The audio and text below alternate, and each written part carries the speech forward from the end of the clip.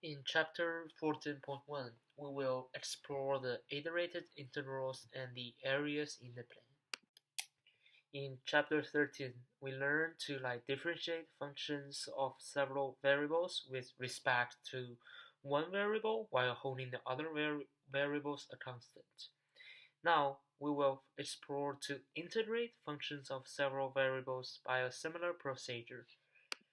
Here is a basic example.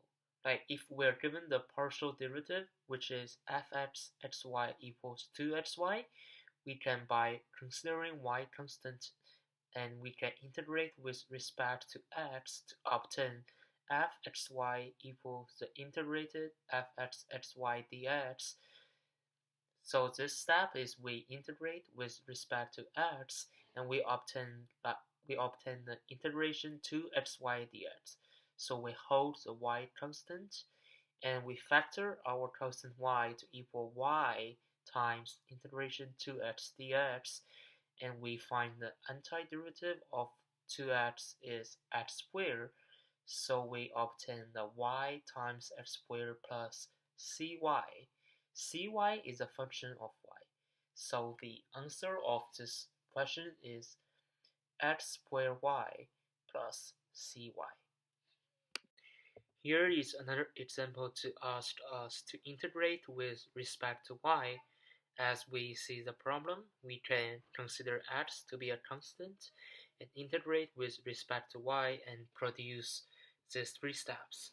First, we can integrate with respect to y and then substitute x to the equation we obtain, and finally we obtain the final answer, which is 3x squared minus 2x minus 1.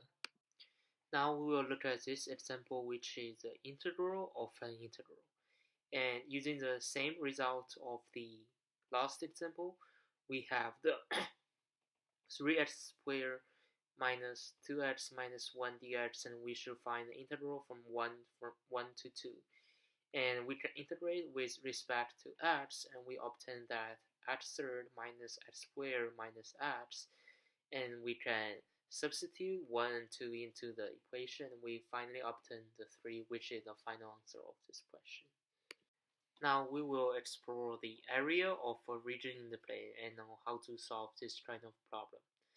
Now we can imagine that by placing a representative rectangle in the region R helps determine both the order and the limits of integration.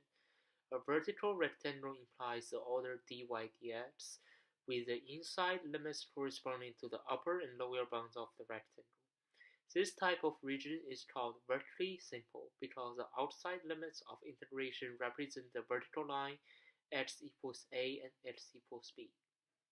Similarly, a horizontal rectangle implies the order dx dy, with the inside limits determined by the left and right bounds of the rectangle.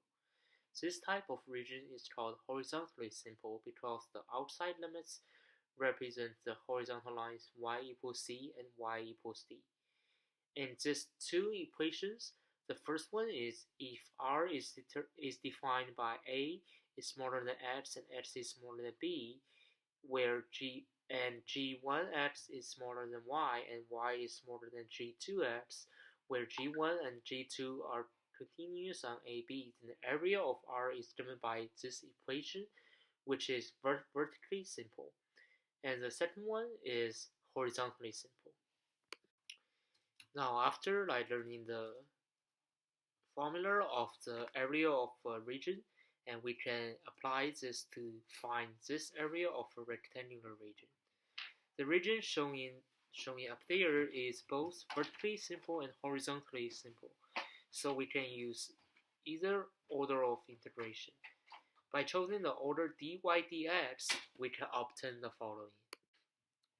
We can set up the integral, which is the integral a to b, integral c to d, dy dx, and integrate with respect to y, and then integrate with respect to x, and we can obtain the final answer, which is d minus c times b minus a. Thanks for watching, and these are two essential parts of chapter 14.